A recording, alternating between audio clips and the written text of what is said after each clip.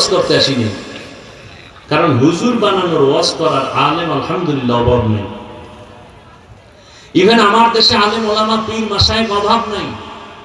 আমি একটু আলাদা আঙ্গিকে বয়ান করি যে আমার দেশের আদর্শবান ডাক্তারের অভাব, ইঞ্জিনিয়ারের অভাব, প্রফেসরের অভাব, আদর্শবান ওসি ডিসিএসপির অভাব। আজকে যদি আমার দেশের থানা জেলার ওসি ডিসিএসপি টিওনো ইউনো সবগুলো 5 ওয়াক্ত নামাজি হতেন, ময়দানে কোরআনের বয়ান চলতো, কোনো সুদখোরের পেছনে অনুমতির জন্য দৌড়াতে হতো না। আমি এটা চাই। আমি চাই আমার যুবক ডাক্তার হও, ইঞ্জিনিয়ার হও, বেয়াদব হইও না। এক মেডিসিনের দরকার তাকওয়া। আর আল্লাহর কসম করে বলে যাই, আল্লাহ ওলি যারা, এদের নজর ছাড়া তাকওয়া অর্জন হবে না, কোনোদিন হবে না। আউলিয়ারা কারে রকবা ইখতিয়ার, জাহেলারা কারে দুনিয়া ইখতিয়ার। নাইলে মোমেন সোয়ে মোমেন নিশাওয়াদ, নাইলে কাফের সোয়ে কাফের নিশাওয়াদ। এরে নবীর উম্মত, পর্দার আড়ালের আম্মা জানেরা, বোনেরা, ও আমার যুবক, এই একটা মেডিসিন তাকওয়ার অভাবে আজ এত বয়ানের পরেও নামাজে মুসল্লি নাই। আবার আমরা হতাশ না। অনেক যুবকের দিকে তাকাইয়া দেখি, স্কুলে পড়ে, কলেজে পড়ে, 5 ওয়াক্ত নামাজ আবার আদায় করে, র‍্যাব, আর্মি, পুলিশ, বিডিআর এর চাকরি করে, 5 ওয়াক্ত নামাজি। এই এখন আসতে এক পুলিশ, এই যে সামনে শায়েস্তাগঞ্জ পাড়ায় চেকপোস্ট, আমারে দেখে গ্লাস নামায় দিলাম, দোয়া চাইলো, হুজুর দোয়া করবেন আমার ছেলেটারও আমি আপনার বয়ান শুনি, মাদ্রাসায় পড়াবো। এটাই তো চাই, আর কি ভাই? ভাইয়েরা আমার, কত ডাক্তার, কত প্রফেসর, ইঞ্জিনিয়ার 5 ওয়াক্ত নামাজ আদায় করে, অভাব নাই। ও যুবক, বলো তুমি কেন পারো না?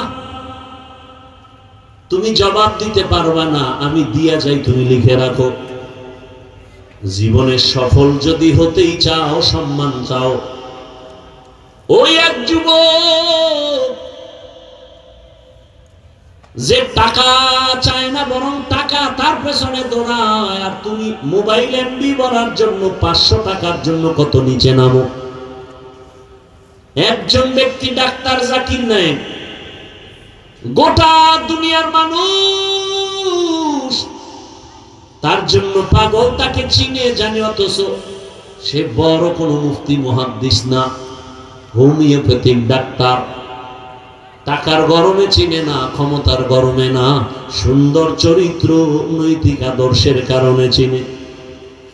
ও আমার যুবক বাবারা, তোমার কি মনটা চায় না তুমি একজন সম্মানের ব্যক্তি হইয়া সুনামের সাথে কবরে যায় অমর হয়ে থাকবা?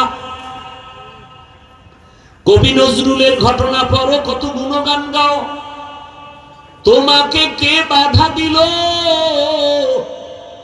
হ্যাঁ, একটু শয়তানের ধোকায় পড়ে তুমি পার্কে গেছো, শয়তানের ধোকায় পড়ে রাতে মোবাইলে গুনাহ দেখছো, এখনো কি তওবা করা যায় না? এখনো কি গুনাহ থেকে ফিরা যায় না? মনে মনে ভাবতেছো হাফিজ ভাই ফিরবো, তবে আশা এখনো পূরণ হয় নাই। কি তোমার আশা? আর কতদিন পার্কে পার্কে ঘুরলে তোমার আশা পূরণ হবে বলো? কত রাত মোবাইলে গুনাহ দেখলে আশা পূরণ হবে বলো? আর কতবার দাড়ি কাটলে আশা পূরণ হবে বলো? নামাজ ছাড়লে আশা পূরণ হবে বলো? এবং এটাও বলো তোমার হায়াতের বাকি আছে আর কয়দিন? পানির নিচে যুবকের লাশ, ঘুমের বিছানায় যুবকের লাশ, গাড়ির নিচে যুবকের লাশ। অনুরোধ, পায়ে হাত রেখে বলি রে বাবা, বাহাদুরি করিও না, যতই মাস্তানি ভাব দেখাও না কেন, ভালো করে বড় অক্ষরে লেখা ঘরের দরজায় বাধাই করো আমার কথাগুলো। যত বড় মাস্তান দাবি করো, ফেরাউনের থেকে বড় মাস্তান হতে পারবা না, নমরুদের থেকে বড় হতে পারবা না, সাদ্দাদের থেকে বড় বাহাদুর হতে পারবা না, কারুনের থেকে বড় বাহাদুর হতে পারবা না, গাদ্দাফির থেকে বড় বাহাদুর হতে পারবা না, কোনদিন সাদ্দামের থেকে বড় বাহাদুর হতে পারবা না, আমেরিকার বুশের থেকে বড় বাহাদুর হতে পারবা না। ওদেরকে আমার আল্লাহ ধ্বংস করেছে। তোমার মতো বান্দাটাকে ধ্বংস করতে আমার আল্লাহর মোটেও সময় লাগবে না। এখনো সময় আছে, তওবা করো। মনে মনে আল্লাহকে বলো, হে আল্লাহ, আমার মতো যুবক যদি স্কুল কলেজে পড়ে নামাজ পড়ে আমি পারি না কেন? ও পর্দার আড়ালের আম্মা জানেরা, বোনেরা, আপনার মতো কত মা, কত বোন এই এলাকায় এখনো আছে, 5 ওয়াক্ত নামাজ পড়ে, পর্দা করে, স্বামীর মাল হেফাজত করে।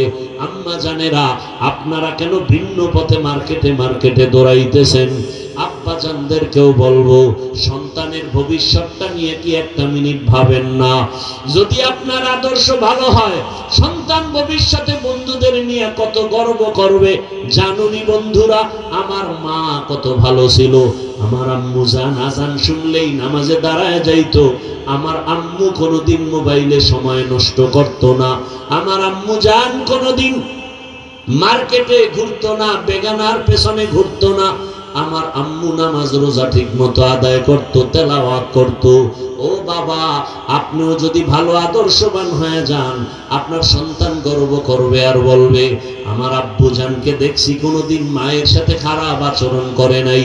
আমার বাবা আজান হলে মসজিদে চলে যাইতো। আমার বাবা কোনোদিন কারো সাথে তর্কে জড়ায় নাই। আমার বাবা এত আদর্শবান, মোবাইলে সময় নষ্ট করে নাই, বেগানার পেছনে ঘুরে নাই। আপনার সন্তান গর্ব করবে আর কলিজা ভরে দোয়া করবে। আর যদি আপনাদের আদর্শ খারাপ হয়, সন্তান পেছনে পেছনে ধিক্কার জানাবে আর বলবে, আমি কেমনে ভালো হব? আমার মায়ের চরিত্র ভালো না, আমার বাবার আদর্শ ভালো না। আমার মা মার্কেটে মার্কেটে ঘুরে ঘুরে সময় নষ্ট করত। আমার মা মোবাইলে সময় নষ্ট করত, বেগানা পুরুষের পেছনে দৌড়াতো। আমার বাবা মাকে ভালো জানতো না, অন্য বেগানার পেছনে দৌড়াতো, মোবাইলে সময় নষ্ট করত, নামাজ রোজার ধার ধারতো না। সন্তান মনে মনে ধিক্কার জানাবে। ও মা বাবারা, আপনাদের অন্তরে কিন্তু দাগ কাটে না যে সন্তানের কাছে যেন আপনি লজ্জিত পাত্র হয়ে না যান? এখনো সময় আছে, তওবা করেন, আর নামাজ ছাড়বেন না, বেপরদায় চলবেন না। ও মা, আল্লাহর কাছে তওবা করে সন্তানটাকে আদর্শওয়ালা বানায় যাবেন। সন্তান আদর্শ ডাক্তার হবে, মা বাবার দোয়া নিয়ে চলবে, শিক্ষকের দোয়া নিয়ে চলবে, ওলামায়ে কেরামের দোয়া নিয়ে নবীর আদর্শে চলবে। ডাক্তার হইয়া রোগী দেখবে, আজান হলে মসজিদে চলে যাবে, নামাজ আদায় করে আবার মা বাবার জন্য তেলাওয়াত করে দোয়া করবে। ও যুবক বাবা, তুমিও তওবা করে নাও। জীবনে তো গুনার পথে কম দৌড়াও নাই রে বাবা। আল্লাহ না করুন যদি রাতের মধ্যে তুমি গানের তার লাগায় ঘুমাও, আর আল্লাহ আজরাইলকে পাঠায়া দেন, আজরাইল এসে যদি দেখে তোমার গানের তার কানের মধ্যে লাগানো, আর ওই সময় যদি আল্লাহ না করুন আল্লাহর অর্ডারে যদি রুহুটা দিয়া চলিয়া যায়, ওরে সকালবেলা মা ডাইকে দেখবে তোর কানের মধ্যে গানের তার। এবার মা যদিও কান্না করবে, কিন্তু মনে দুঃখ, আমার পেটে কি এত চরিত্রহীন সন্তান আমি পেটে ধারণ করেছিলাম যে আমার বাচ্চাটা, আমার সন্তানটা গানের তার লাগাইয়া সারা রাত গান শুনতো, আর এর মধ্যে আজরাইল এসে জীবনটা নিবে। কিসের বাহাদুরি করো রে যুবক? আজকে তুমি যাদের পেছনে দৌড়াও, মরিয়া গেলে মা কাঁদবে, বাবা কাঁদবে, টেলিফোন করবে, ইমাম সাহেব আমার সন্তানটাকে জানাজা না দিয়া কোথাও যাবেন না। এ যুবক, তাকায় তাকায় তুমি তখন অস্থির হয়ে যাবা, তুমি কথা বলতে পারবা না। আমার মাওলা কুদরতের দ্বারা দেখায় দিবে, দেখ আমার হাতের ঘড়িটা আর একজনের হাতে দিয়া বলবে, ঘড়িটা হাফিজের ঘড়ি না আমার ঘড়ি। তোমার গায়ের গেঞ্জিটা বেলেট দিয়া কেটে কেটে রেখে দিবে রে বাবা। তোমারে খাটের থেকে নামাইয়া বলবে বাহিরে একটা পলিথিন কাগজে পেঁচাইয়া রাখো। বাবায় কাঁদবে আর বলবে বাজারে গিয়া কেউ সাদা কাফন কিনে আনো। কাউকে বলবে বাঁশবাগানে কবর খনন করো, কাউকে বলবে তাড়াতাড়ি গরম পানি কর চিরবিদায়ের গোসলের জন্য। তোমারে ঘর থেকে টেনে টেনে নামাইবে রে যুবক।